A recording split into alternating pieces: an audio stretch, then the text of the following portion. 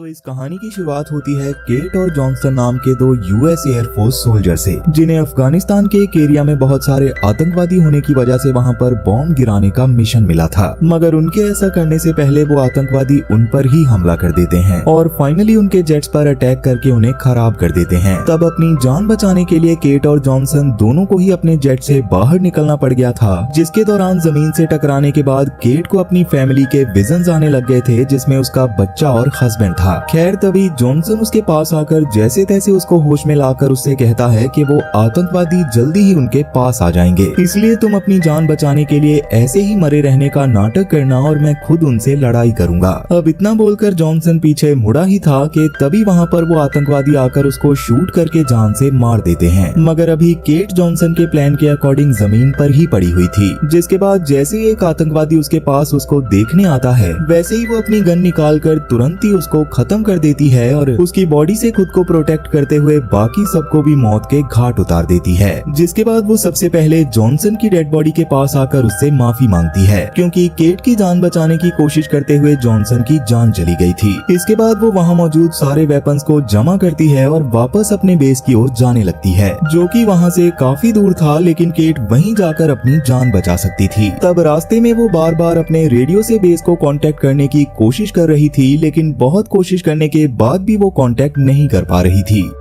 वहीं दूसरी ओर उन सभी आतंकवादियों में से एक आतंकवादी अभी भी जिंदा था, जिसने तुरंत ही वहां पर अपने और साथियों को बुला लिया और वो लोग फिर से केट का पीछा करने लगे। तब केट अपनी जान बचाने के लिए एक ढलान से नीचे उतरकर एक बंकर के पास जाने लगती है, जहां पर रशियन लैंग्वेज में कुछ लिखा हुआ था और वो बंकर भी लंबे समय से बंद लग रहा था। अब उसके पास जाकर वो उसको खोलने की कोशिश कर ही रही थी, मगर उतने में ही वापस से वो आतंकवादी वहां आकर उस पर हमला करना शुरू कर देते हैं, जिसके दौरान बंकर का गेट भी नहीं खुल रहा था। इसलिए केट अपनी जान बचाने के लिए पास के एक कंटेनर के पीछे छुप जाती है और वापस से कुछ आतंकवादियों को मार देती है। तब उनमें से एक आतंकवादी बजूका निकालकर केट की ओर चलाने की कोशिश करता है, जिससे बचने के लिए केट जैसे तैसे आगे आ गई थी, पर वो बजूका जाकर सीधा बंकर के गेट पर लगती है, जिसकी वजह से केट को बंकर के अंदर जाने का मौका मिल गया था। इसलिए वो बंकर के अंदर चली जाती है, लेकिन तब उसको खत्म करने के लिए वो सारे आतंकवादी भी बंकर के अंदर चले गए थे। अब वहाँ पर जाने के बाद केट को नीचे जाने का एक रास्ता मिलता है, जिसके नीचे जाने पर केट के पूरी तरह से होश उड़ गए थे, क्योंकि वो जगह सच में बहुत ज्यादा बड़ी थी और साथ ही उसको सही से देखने पर समझ आ रहा था कि वो असल में पहले के टाइम पर पक्का कोई ना कोई लैब रही होगी, जिसमें गैस फैल जाने की वजह से सब मारे गए होंगे। पर सबसे अजीब बात ये थी कि आज से पहले उस एरिया में उसने किसी बंकर के होने के बारे में कुछ भी नहीं सुना था।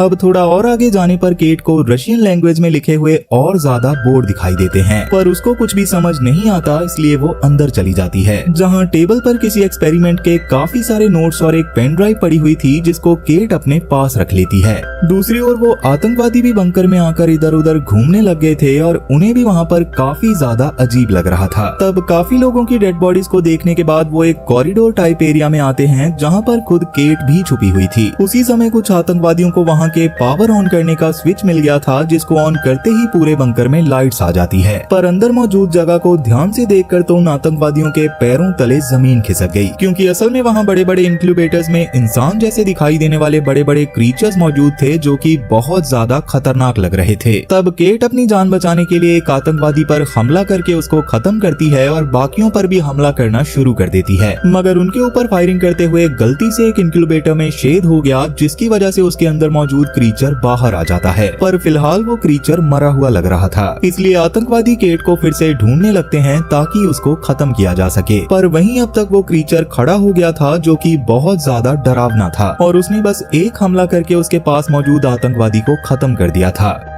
दूसरी ओर केट के पास एक आतंकवादी आकर उसको गन पॉइंट पर ले लेता है, जिसके दौरान उस आतंकवादी का दूसरा साथी अपने साथी को लेने गया था, जो उस क्रीचर के पास रुका था। लेकिन वहां जाते ही उसकी रूह कांप उठी, क्योंकि वो क्रीचर उसके साथी को बुरी तरह से मारने के बाद उसको खा रहा था और उसको देखकर वो क्रीचर उसकी ओर बढ़ने लगता है। वहीं केट अपने पास मौजूद फ्लेयर की मदद से उस आतंकवादी को खत्म कर देती है और बाद में वापस से ऊपर चढ़ते हुए ऊपर के आतंकवादियों को मारने लगती है ताकि ऊपर जाकर उस पर कोई भी हमला ना कर सके। मगर इसके बाद जब वो ऊपर पहुंचने ही वाली थी तभी अचानक पीछे से एक आतंकवादी उसके पैर को पकड़कर खुद भी ऊपर आने की कोशिश करता है, लेकिन तभी वो क्रीचर पीछे से आकर उसको बुरी तरह से खत्म कर देता है। तब उसकी शक्ल देखकर तो केट के दिमाग ने भी काम करना बंद कर दिया था, मगर अभी वो जैसे तैसे तुरंत ही वहाँ से बाहर निकलती है, पर उस क्रीचर ने केट के पैर को थोड़ा सा घायल कर दिया था। अब वैसे तो वो क्रीचर भी बंकर से बाहर आने की कोशिश कर रहा था, मगर बंकर का दरवाजा पूरा ना खुला होने की वजह से वो अंदर ही रह गया था और उसके तुरंत बाद केट ने पास में पड़ी गन से शूट करके उसे बहुत ज्यादा घायल कर दिया था, जिसकी वजह से वो वापस से अंदर चला जाता है। तब केट फिर से वहाँ से भागने की कोशिश करती है, लेकिन तभी उसके सामने कबीर नाम का एक आतंकवादी आ गया था जो काफी देर से अपने साथियों के बाहर आने का इंतजार कर रहा था। मगर अभी उस क्रीचर के चिल्लाने की आवाज को सुनकर वो डर के मारे और अंदर भाग जाता है, जिसके बाद केट भी वहाँ से पास की एक जगह पर आ गई थी, लेकिन उसकी हालत सच में काफी खराब थी।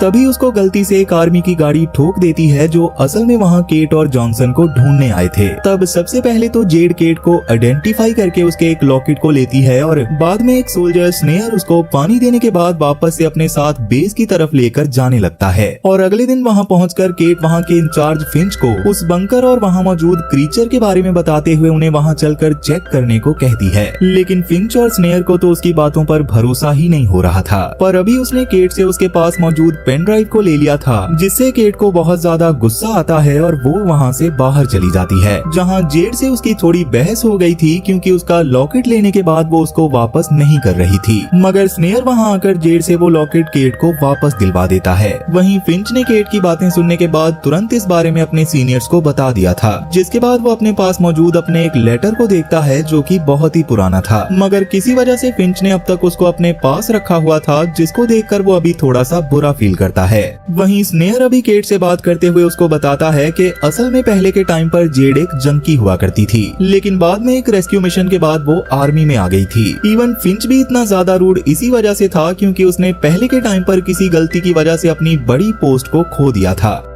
खैर अब इसके बाद स्नेयर केट को उसका जख्म साफ करवाने के लिए विल्किस के पास लेकर जाता है, जो कि उसका इलाज करने लग गया था। और वहीं पास में कबीर भी बैठा हुआ था जिसको आर्मी वाले पकड़ चुके थे। तब केट उससे बात करते हुए उसे स्नेयर और विल्किस के सामने उस बंकर में मौजूद क्रीचर के बारे में बताने को कहती है, लेकिन कबीर इस बारे में कुछ नहीं कहता। तब विल्किस और स्नेयर को समझ नहीं आ रहा था कि अगर वैसा कोई बंकर सच में है तो फिर वो सैटेलाइट में दिखाई क्यों नहीं देता, जिस पर केट उन्हें बताती है कि पक्का उसको प्रोटेक्ट करके रखा गया होगा। और अभी वो उस बंकर के बाहर लिखे रशियन वर्ड्स को किसी तरह से लिखने की कोशिश करती है, जो वैसे तो किसी को भी समझ नहीं आ रहे थे, लेकिन कबीर जिसको रशियन भी आती थी वो खुद उन्हें पढ़कर बताता है कि उन वर्ड्स का मतलब था कि अंदर जाना मना है। खैर अब कबीर ने उस इंसिडेंट के बारे में भी एक्सेप्ट कर लिया था और उसके हिसाब से वो बंकर 30 साल पहले से बंद था, पर किसी को भी समझ नहीं आ रहा था कि 30 साल से अगर वो बंद था तो वहाँ पर मौजूद क्रीचर अभी भी जिंदा कैसे है, क्योंकि बिना खाने पीने और सप्लाईज के तो उन्हें खत्म हो जाना चाहिए था। दूसरी ओर उस बंकर के अंदर बाकी सारे क्रीचर भी इंक्यूबेटर्स को तोड़कर बाहर आने लग गए थे और उनमें से एक बंकर के गेट के पास पहुंच जाता है। लेकिन इस सबसे अनजान रात में जेड और स्नेयर 3-3 घंटे जागने का फैसला करते हैं। और वहीं फिंच अपने पास मौजूद लेटर को खोलकर पढ़ता है, जिसमें उसके सीनियर्स ने उसे किसी मिशन के दौरान पीछे हटने की रिक्वेस्ट की थी, लेकिन फिंच उसके लिए नहीं माना था। उसी के बारे में सोचकर फिंच और ज्यादा परेशान होता है, जिसके बाद वो अपने सीनियर से वापस से उस बंकर में जाने की बात करता है, जो उससे जल्दी से जल्दी उस पेन ड्राइव को हासिल करना चाहते थे। लेकिन फिंच उस बंकर के बारे में सच्चाई जाने बिना उनको पेन ड्राइव नहीं देना चाहता था। तब उसके सीनियर्स उसको उस पेन ड्राइव के बारे में बता देते हैं, जिसके बारे में सुनने के बाद फिंच के चेहरे की तो हवाइयां उड़ गई थी।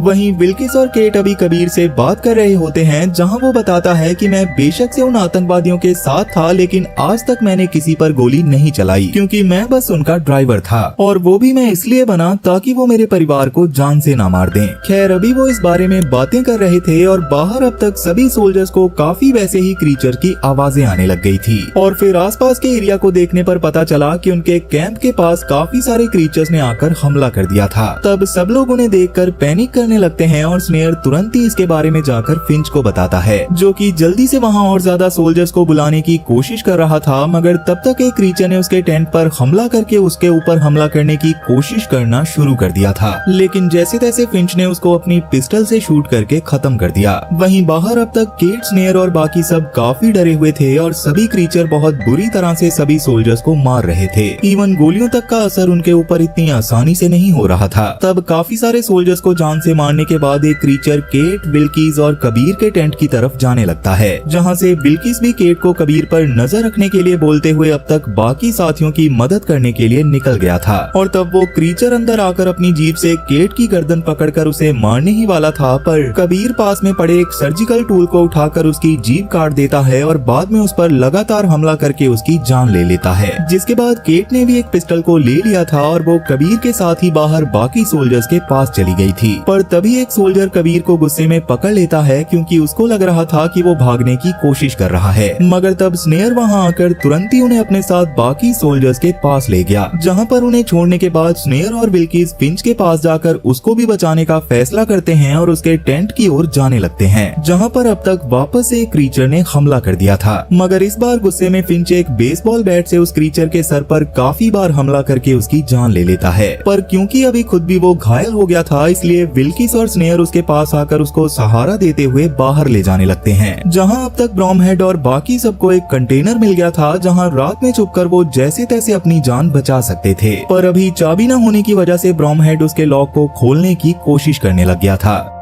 तब स्नेयर और बिल्किस भी वहीं पर आ रहे होते हैं, जिसके दौरान अचानक एक क्रीचर उन पर हमला कर देता है, जो देखकर बाकी सब उनकी मदद करने की कोशिश करते हैं। और तब केट एक कुल्हाड़ी लेकर सीधा उस क्रीचर के सर पर लगातार हमला करना शुरू कर देती है, जिससे वो क्रीचर खत्म हो गया था। और फाइनली सबको ये बात भी समझ आ गई थी कि असल में इन सभी क्रीचर्स का वीक पॉइंट उनका सर है। वेल, अब और क्रीचर्स के वहाँ आने की वजह से सब लोग जल्दी से कंटेनर में जाकर उसके डोर को अच्छे से लॉक कर लेते हैं और पूरी रात वहाँ पर ही छुपे रहते हैं। पर क्योंकि उन लोगों के साथ कबीर भी था, इसलिए वो थोड़ा सा डरे भी हुए थे। लेकिन केट को अब कबीर पर पूरा भरोसा था, क्योंकि उसकी वजह से ही केट की जान बची थी। तब कबीर सबको गांव और अपने बारे में और बातें बताता है कि असल में वो खुद पास के गांव में ही पैदा हुआ था, जहां एक समय पर एक कॉमेट के आकर गिरने के बाद रशिया ने वहां पर आकर कब्जा कर लिया था और वो लोग गाँव वालों पर बहुत अत्याचार करते थे। मगर धीरे धीरे अफगान के लोगों के पास वेपन सप्लाई आने लग गई थी, जिसके बाद उन्होंने रशियंस पर हमला करके वापस अपने गांव को आजाद करवा लिया था और सारे रशियंस मारे गए थे। मगर उसके कुछ समय बाद अचानक से गांव में बहुत सारे लोग गायब हो गए थे, जिनमें से आधों की तो लाश भी नहीं मिलती थी और जो मिलते थे उनकी हालत बहुत ज्यादा बुरी होती थी। इसलिए कबीर के पापा उसको एक खंजर देकर उस जानवर का शिकार करने गाँव के 46 लोगों के साथ निकले थे। लेकिन उसके बाद से किसी को भी उनके बारे में कुछ भी पता नहीं चला।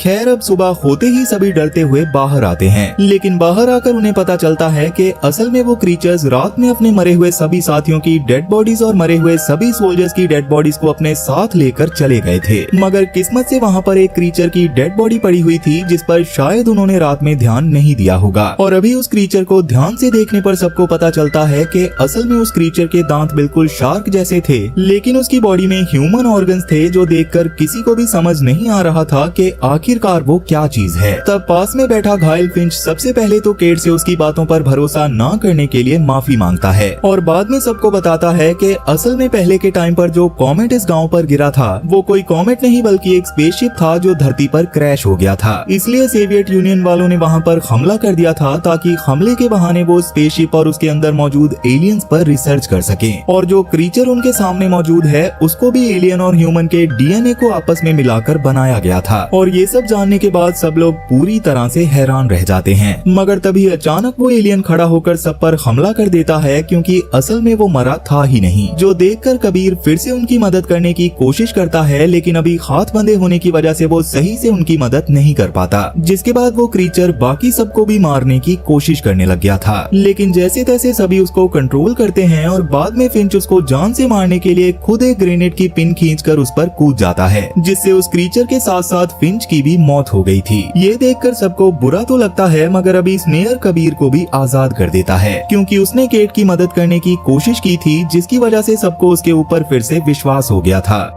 खैर अब जैसे कि वो लोग किसी भी हाल में उन क्रीचर्स को इस तरह से नहीं छोड़ सकते थे, इसलिए वो सब उन्हें खत्म करके अपने साथियों की मौत का बदला लेने का फैसला करते हैं। तब कबीर के अपने खंजर में धार लगाने के दौरान केट उसको बताती है कि असल में उसका उसके बेटे के पास जाने का बहुत ज्यादा मन है, क्योंकि उसके पति की कुछ समय पहले ही मौत हो गई थी और उसका बेटा शहर में अकेला था। यही रीजन था कि केट के लिए उसका लॉकेट बहुत ज्यादा जरूरी था, क्योंकि उसमें उसके बेटे और पति की फोटो थी। तो अब पूरी तैयारी करने के बाद केट कबीर और बाकी सभी बचे हुए सोल्जर्स के साथ उस बंकर को ही जाकर ब्लास्ट करने का फैसला करती है, जिसके दौरान वो लोग थोड़ी देर में ही वहाँ पर चले गए थे और उन्होंने बॉम्ब को भी नीचे फेंक दिया था। मगर वापस आते समय केट का लॉकेट प्लेटफॉर्म पर गिर जाता है और जैसे कि स्नेयर जानता था कि केट के लिए उसका लॉकेट कितना ज्यादा इम्पोर्टेंट है, इसलिए वो उस लॉकेट को उठाकर केट को वापस करता है, जिसे केट ले ही रही थी कि तभी पीछे से एक क्रीचर ने आकर स्नेयर को अपने साथ नीचे खींच लिया। तब उन सबको लग रहा था कि स्नेयर मर गया होगा, इसलिए वो सब लोग बाहर जाकर बंकर को उड़ाने की प्लानिंग करने लगते हैं। लेकिन तभी स्नेयर रेडियो से कांटेक्ट करके बताता है कि वो अभी जिंदा है। अब ये बात जानकर केट सभी को रोक देती है और फैसला करती है कि वो स्नेयर को किसी भी हाल में बचा कर लाएगी। वैसे तो स्नेयर इसके लिए मना कर रहा था, मगर केट इसके लिए नहीं मानती और जैसे तैसे बाकी सबको समझाती है कि स्नेयर ने उनके लिए बहुत कुछ किया है और अब उन्हें स्नेयर की जान को किसी भी हाल में बचाना होगा। ये सुनकर सब लोग इस पर मान जाते हैं और तब विल्किस ऊपर रहकर एक लिफ्ट को ट्रक से नीचे और ऊपर भेजने का काम करने वाला था, जिसके बाद बिल्कुल ऐसा ही होता है। वो सब लोग लिफ्ट से धीरे धीरे नीचे जाने लगते हैं, पर उनके नीचे जाने के तुरंत बाद विल्किस से बाकी सीनियर्स कांटेक्ट करके बताते हैं कि वो 20 मिनट में उस बंकर वाले एरिया पर एयर स्ट्राइक करने वाले हैं, क्योंकि अगर वो क्रीचर बाहर आ गए तो बाहर की दुनिया में कोहराम मच जाएगा। ये सुनकर विल्किस तुरंत ही इसकी इन्फॉर्मेशन बाकी सबको देता है और अब सबके पास बंकर से स्नेयर को निकालकर वापस जाने के लिए बस 20 मिनट का ही समय था।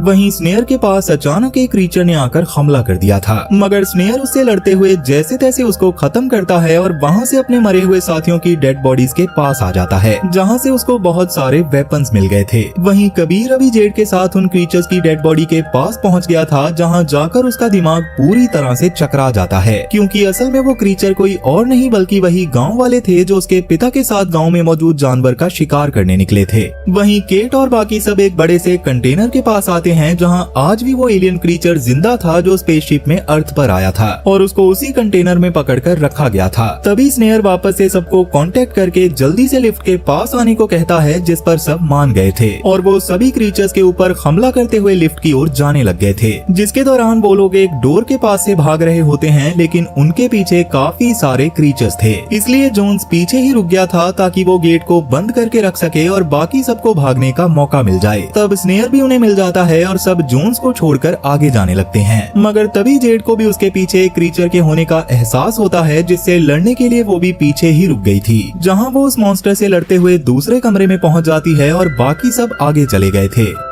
दूसरी ओर बाहर अब तक बहुत सारे आतंकवादी भी आ गए थे, जिन्होंने विल्किस के ऊपर हमला करना शुरू कर दिया था, मगर विल्किस अकेले ही उनसे लड़ाई करने लगता है। वहीं नीचे अब तक जोन्स को एहसास हो गया था कि वो ज्यादा देर तक उन क्रीचर्स को नहीं रोक सकता, इसलिए वो अपने पास मौजूद ग्रेनेड की पिन को निकालकर उनके बीच चला जाता है, जिससे उसकी मौत हो गई थी, पर अपने साथ साथ उसने वहाँ मौजूद सभी क्रीचर्स को भी खत्म कर दिया था। इधर अब तक स्नेयर ने भी बाकी सबको लिफ्ट के पास पहुँचा दिया था, मगर वहाँ भी उन्हें लगातार क्रीचर से लड़ाई करनी पड़ रही थी। तब स्नेयर जेड की मदद करने का भी फैसला करता है, मगर उसके पास पहुंचने से पहले ही उस क्रीचर ने जेड के चेहरे को खा लिया था, जिसके बाद वो स्नेयर को देखकर उस पर भी हमला कर देता है, मगर जैसे तैसे स्नेयर उसको खत्म करता है और जल्दी से वापस से केट, ब्रोमहेड और कबीर के पास आ जाता है। तब ब्रोमहेड बिल्किस से लिफ्ट को ऊपर खींचने को कहने लग गया था, लेकिन लड़ाई में बिजी होने की वजह से बिल्किस ऐसा नहीं कर पा रहा था, पर फाइनली वो आखिरी आतंकवादी को खत्म कर देता है। लेकिन अभी वो ट्रक से बाहर आ गया था और वजन की वजह से ट्रक धीरे धीरे बंकर की ओर खिंचता जा रहा था, जिसकी वजह से बिल्किस उसको रोकने की कोशिश करने लगता है। वहीं लिफ्ट में अब वापस से क्रीचर आकर हमला करने लगे थे, जिसके दौरान एक क्रीचर ने ब्रोमहेड के गले को पकड़ लिया था और उसके हाथ में बंधी हुई घड़ी को देखकर कबीर को समझ आता है कि असल में वो उसके पिता हैं, जिससे वो सच में काफी ज्यादा इमोशनल हो गया था। वहीं ऊपर अब और आतंकवादी आकर बिल्किस को बंदी बना लेते हैं, जिसकी वजह से वो ट्रक नीचे उस क्रीचर पर गिरने से क्रीचर के साथ साथ ब्रॉमहेड और कबीर की भी मौत हो जाती है, जो देखकर केट और स्नेयर तुरंत ही लिफ्ट से बाहर आकर ग्रैपलिंग हुक से ऊपर जाते हैं, जहां जाकर उन्होंने लास्ट टाइम में उन सभी आतंकवादियों को मारकर बिल्किस की जान को भी बचा लिया था। और तभी उन्हें आसमान में एक फाइटर जेट दिखाई देता है जो उस एरिया में मिसाइल गिराता है, जिसको देखकर वो तीनों तुरंत ही एक आतंकवादी की गाड़ी से उसके ड्राइवर को बाहर निकालते हैं और उसकी गाड़ी को लेकर दूर निकल जाते हैं, जिसकी वजह से उन्हें कुछ भी नहीं हुआ था, पर वो बंकर वाला एरिया पूरी तरह से बर्बाद हो गया था। वहीं असल में फिंच के सभी सीनियर्स उस पेन ड्राइव के पीछे थे, लेकिन फिंच की डेड बॉडी के पास उन्हें वो पेन ड्राइव नहीं मिलती, क्योंकि उसको पहले ही केट ने अपने पास रख लिया था, जिसके बाद वो बिल्किस और स्नेयर के साथ वहाँ से निकल जाती है। वैसे मुझे लगता है कि बस स्नेयर की जान बचाने के लिए केट ने बाकी सभी सोल्जर्स को मरवा दिया, पर उसका ये फैसला सही था या गलत मुझे कमेंट करके जरूर बताना, क्योंकि ये कहानी तो यहीं पर खत्म हो चुकी है। तो वीडियो पसंद आई हो तो वीडियो को लाइक जरूर करना, और अगर तुम इस चैनल पर पहली बार आए हो तो जल्दी से इसे सब्सक्राइब कर लो, क्योंकि मैं अक्सर इस चैनल पर ऐसी इंटरेस्टिंग कहानियाँ लाता रहता हूँ। तो चलो मैं अब आपसे मिलूंगा ऐसी ही एक और इंटरेस्टिंग कहानी के साथ, और तब तक के लिए टाटा और गुड बाय।